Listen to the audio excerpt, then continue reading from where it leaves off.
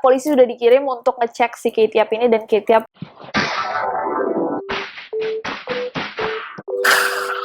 Hey guys, it's Nessie and welcome back to Neror. First of all, aku mau tahu gimana kabar kalian Neroris. I do miss you very much. Aku nggak tahu kenapa kita tuh pasti upload setiap minggu, maksudnya setiap Jumat, tapi kayak setiap minggu. Tapi nggak tahu kenapa dari satu neror ke neror lainnya tuh kerasa lama sekali. So how are you? I miss you. Dan salah satu hal terbaik tentang neror adalah semuanya, hampir semua sih. Kebanyakan topik-topik yang kita bahas di neror adalah topik hasil kolaborasi antara kalian dan aku dan Sisi. Saking banyaknya request kalian yang bagus dan selalu masuk, kayak banyak banget yang masuk, kita tuh sampai sayang-sayang kayak aduh sayang banget ini topik lagi bagus banget, tapi obviously kita tidak bisa melakukan semuanya karena untuk satu video aja kita membutuhkan waktu yang cukup lama untuk meriset, mempersiapkan, filming, editing, dan lain-lain. So from time to time, kadang-kadang kita akan melakukan salah satu dari video kayak gini dimana kita akan membahas hal-hal yang sedang viral di dunia perhororan dan misteri berdasarkan request Neroris. So hari ini kita akan membahas 3 topik seram yang sedang viral di dunia misteri. So without any further ado, stop senyum-senyum, cause shit's about to go down. Okay.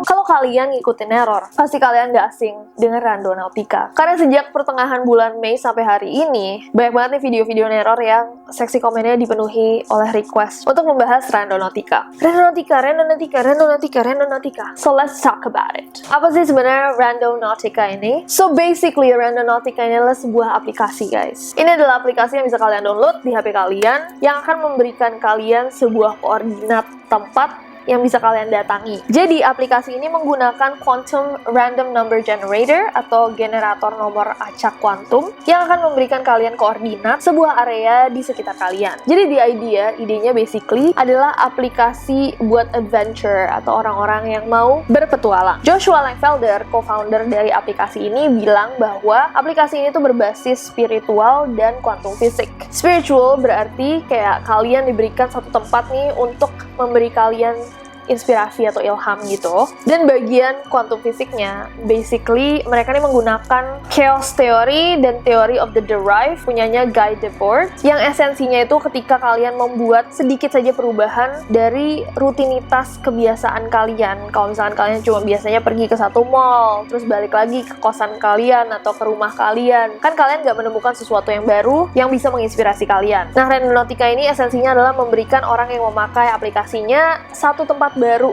gitu, satu rutinitas baru yang mungkin bisa menginspirasi mereka, memberi mereka ilham ketika mereka mempunyai problem di kehidupan mereka. Jadi dari yang aku baca-baca, kalian tuh pakai aplikasinya, kayak di aplikasinya kalian disuruh memanifest atau memikirkan satu hal, kayak satu spesifik topik, misalkan kayak cinta atau pekerjaan atau keluarga. Nah, terus aplikasinya bakal ngasihin kalian pilihan-pilihan koordinat, jadi 3 pilihan koordinat dan kalian pilih salah satu, terus kalian datang ke tempat itu, terus kalian melihat-lihat gitu dan mencari kayak sesuatu yang bisa memberikan kalian inspirasi. Idenya seperti itu. Jadi kegiatan bermain Randonautica ini disebut randonoring, dan orang-orang yang memakai Randonautica adalah randonauts, kayak astronot gitu.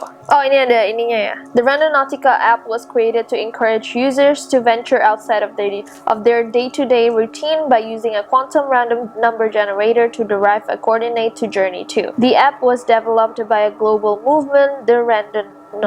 The phenomenon has taken the world by storm, and there are millions of randonauts exploring their surroundings in nearly every country. Nah, aplikasi ini pertamanya tuh terkenal di Reddit, lalu masuk ke TikTok, dan lebih populer lagi setelah Emma Chamberlain, seorang YouTuber Amerika, menggunakan aplikasi ini di salah satu YouTube video dia. Tapi aplikasi ini menjadi viral banget dan ramai banget diperbincangkan semenjak ada sekelompok remaja nih pada 21 Juni tahun 2020 yang menggunakan aplikasi ini, Randonautica, dan diarahkan ke tepi pantai. By the way, remaja-remaja ini memanifest atau memikirkan travel atau bepergian saat disuruh sama aplikasinya. Nah, tiba-tiba sampainya di tepi pantai, kelompok remaja ini menemukan suitcase, koper. Mereka mikirnya, cocok juga ya kayak travel, bepergian, sama koper. Tapi pas didatengin si koper ini, kok ada bau yang sangat-sangat kuat. Nah, awalnya mereka kira koper ini tuh berisikan harta karun, uang, atau sesuatu yang sangat berharga. Tapi saat mencium bau yang sangat kuat itu, mereka memutuskan untuk menelpon polisi. Nah, setelah mereka pulang dari pantai itu, tiba-tiba mereka ngelihat berita, dan ternyata di dalam koper itu ditemukan jasad seorang wanita dan seorang laki-laki. Sang lelaki berusia 27 tahun dan sang wanita 36 tahun. Nah, kejadian ini semua mereka rekam dan dimasukkan ke TikTok. Dan TikToknya menjadi sangat-sangat viral dan sudah ditonton sebanyak 22,6 juta kali di TikTok. Ini videonya.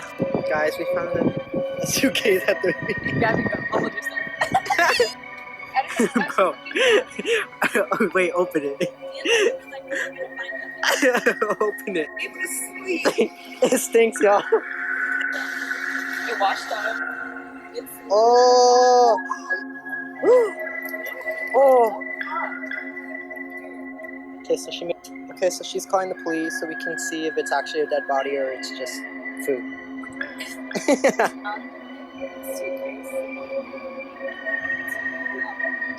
Yeah, here's the crime scene. Nah, semenjak video itu viral, hashtag Randonautica menjadi sangat-sangat booming di TikTok. Bahkan menurut Vice, hashtag Randonautica ini sudah mencapai 176,5 juta tayangan di TikTok hanya selama bulan Juni ke Juli. Nah, boomingnya penemuan koper ini membuat orang-orang berspekulasi bahwa ada kaitan antara video yang tadi yang diupload sama Henry itu dengan video lainnya yang diupload beberapa minggu sebelumnya yang sangat-sangat creepy. oh my god, Tyler!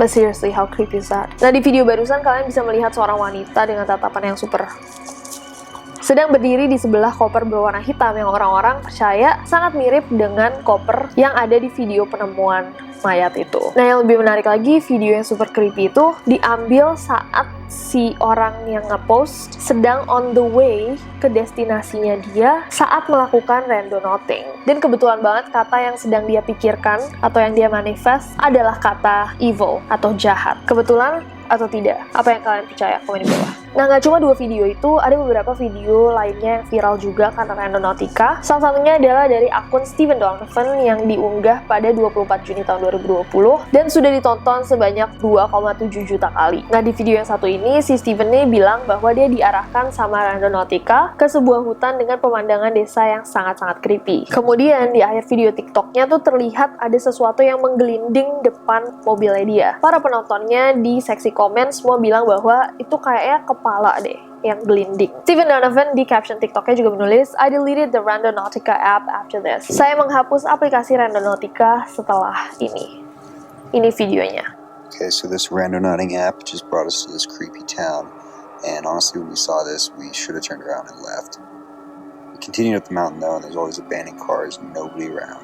At this point, we're definitely trespassing. We couldn't even really turn around at this point because the road was so narrow and it was such a steep drop off on the other side.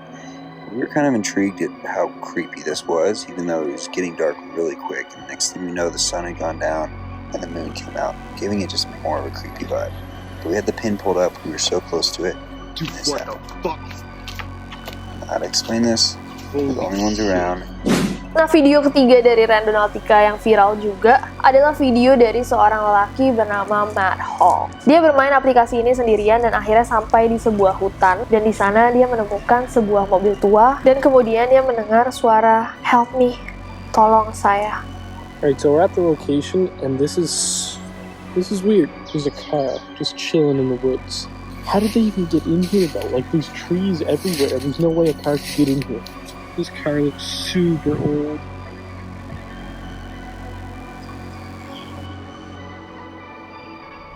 The fuck was that? Holy shit. Mungkinkah Matt Hall benar-benar bermain sendirian? Siapa menurut kalian yang bilang help me? Apakah kalian percaya keaslian video ini? Atau menurut kalian video ini dibuat sebagai gimmick agar mendapatkan ketenaran di TikTok? Oke, sekarang kita masuk ke topik kedua kita hari ini. Tak lain dan tak bukan Kate Yap. Oke, setahun yang lalu pada Agustus tahun 2019, aku upload satu video video ini yang menjelaskan dan membahas tentang seorang YouTuber bernama Kate Yap. Kate Yap ini buat kalian yang nggak tahu adalah seorang YouTuber mukbang, jadi yang makan-makan banyak banget itu. Dan basically orang-orang percaya bahwa ada misteri yang sangat besar di balik channelnya si Kate Yap ini. Bahwasanya si Kate Yap ini dipaksa atau diculik atau dianiaya gimana untuk membuat video-video mukbang ini, karena ada hal-hal yang cukup janggal dari video-videonya, di mana fisiknya terlihat sakit dan dia dipercaya seringkali membuat gerakan-gerakan seakan dia meminta bantuan. Untuk lengkapnya mungkin kalian bisa nonton video aku yang ini. Dan sejak saat itu, dalam waktu setahun, kasus atau topik yang satu ini tuh blew up di YouTube. Ada ratusan video yang membahas tentang Kate Yap. Bahkan beberapa video yang dilaporkan ke aku oleh para nenoris adalah video-video yang sama sekali tidak pakai research, yang benar-benar ngaco teori-teorinya. Tahun lalu pas kita membahas Kate Yap itu, it got so big sampai videonya Kate Yap yang terakhir pada saat itu isinya semua komentar nenoris kayak, saya mengetahui tentang channel kamu dari Neror dan sebagainya. It was huge. So sejak aku upload video itu,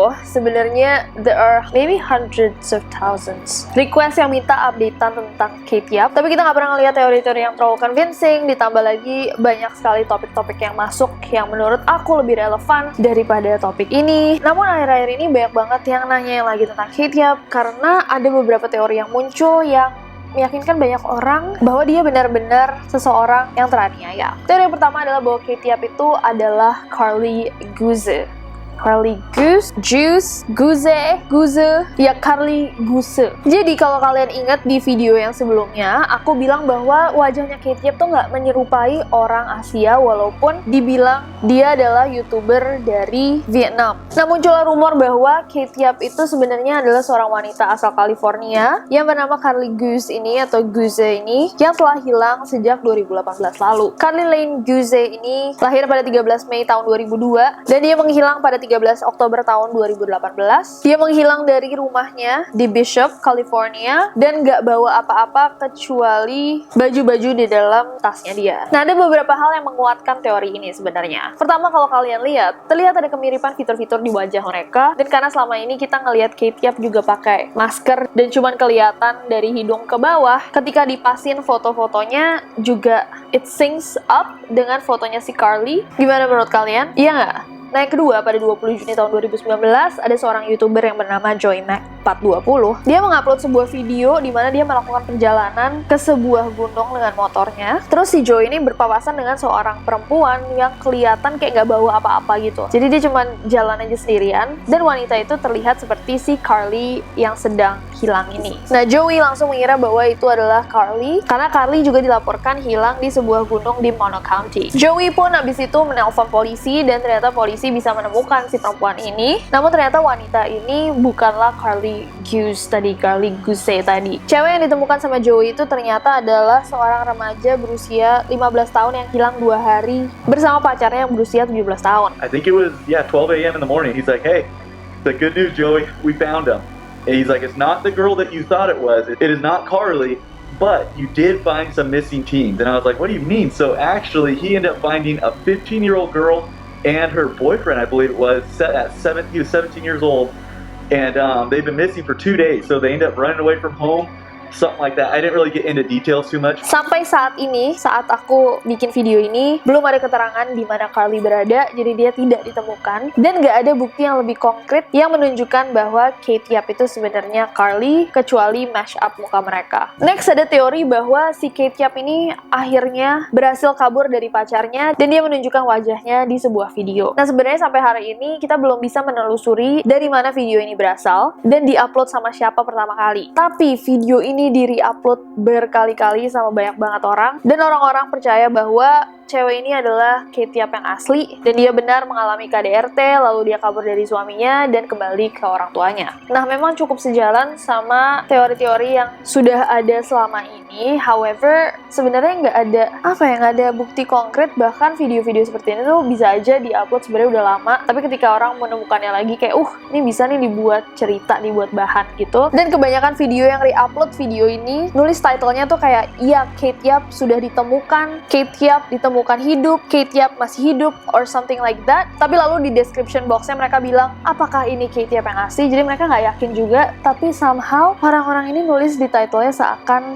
ini Kate Yap yang asli. Dan orang-orang juga notice bahwa kayaknya perempuan ini bukan Kate Yap karena rambutnya beda, rambutnya blonde, sementara Kate Yap itu brunette, dan kulitnya Kate juga lebih gelap daripada si cewek yang di video ini. Teori ketiga adalah bahwa Kate mencoba memberikan kode lagi di videonya dia yang sempat dia hapus. Pada Desember 2019 lalu, Kate Yap sempat upload nih satu video, tapi videonya bukan video mukbang seperti biasanya, melainkan video yang sangat-sangat aneh dan membuat banyak orang bertanya-tanya. Jadi di dalam video itu ada dia gantung ikan buat eksperimen gitu, dimasukin Mentos sama Coca-Cola, tapi dia nusuk-nusuk ikannya pakai tongkat, abis itu ditusuk-tusuk, terus dijahit lagi, terus digantung tuh ikan.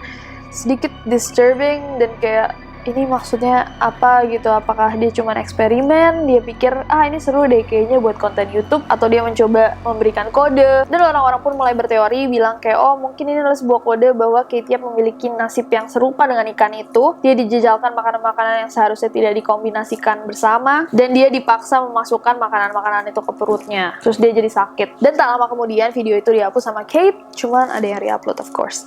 Nah, alasan kenapa orang-orang mulai concern lagi adalah udah 7 bulan nih Kate tidak upload apa-apa, everybody's worried, dan muncullah video-video yang bilang, oh Kate Yap meninggal, Kate Yap sebenarnya sakit ini, sakit itu, sampai kehilangan nyawanya. I don't know how they got those information, karena dari yang kita research, nggak ada details yang banyak. Bahkan kalau misalkan kita nonton beberapa YouTubers, Kendall Ray di videonya sempat bilang bahwa polisi sudah dikirim untuk ngecek si Kate Yap ini, dan Kate Yap katanya nggak apa-apa, bukan diculik dan sebagainya. Tapi itu pun kita cari, kita coba Google, nggak ada berita yang bilang bahwa polisi sudah datang untuk ngecek dan segala macam. So it's really like, it's a big mystery. Dan sejujur-jujurnya, di video sebelumnya aku juga sempat menggagaskan sebuah teori bahwa mungkin karena big breaknya dia, jadi salah satu hal yang membuat dia viral pertama kali adalah misteri-misteri ini, dimana orang-orang mulai kayak ngecek apakah dia oke segala macam. Dia mendapatkan banyak perhatian dari hal itu. Mungkin saja malah dia sekarang trolling gitu loh, kayak, oh everybody thinks I'm not okay, semua orang mikir saya kenapa-napa, kalau gitu saya lanjutin aja kayak ngasih-ngasih kode-kode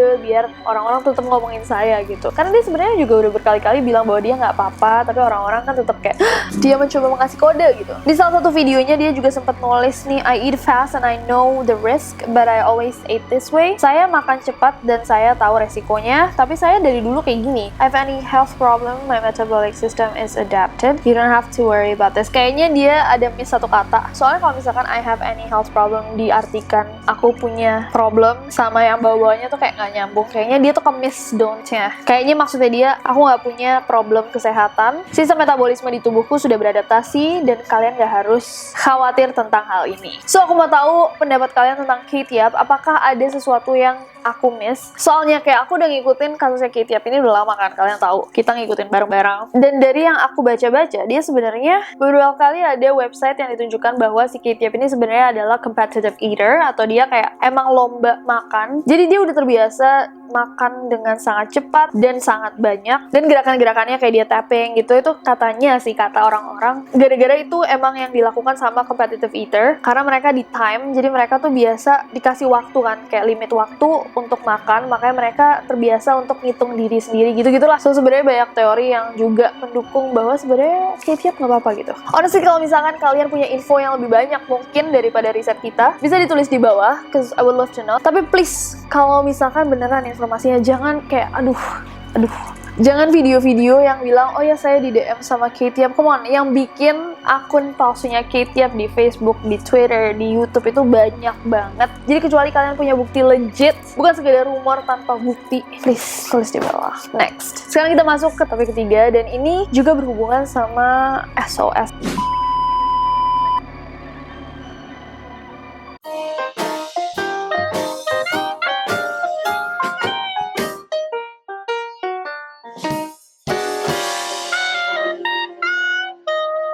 Dan kemudian dia mendengar suara motor terus ya. Heran. Oh, creepy-creepyan juga.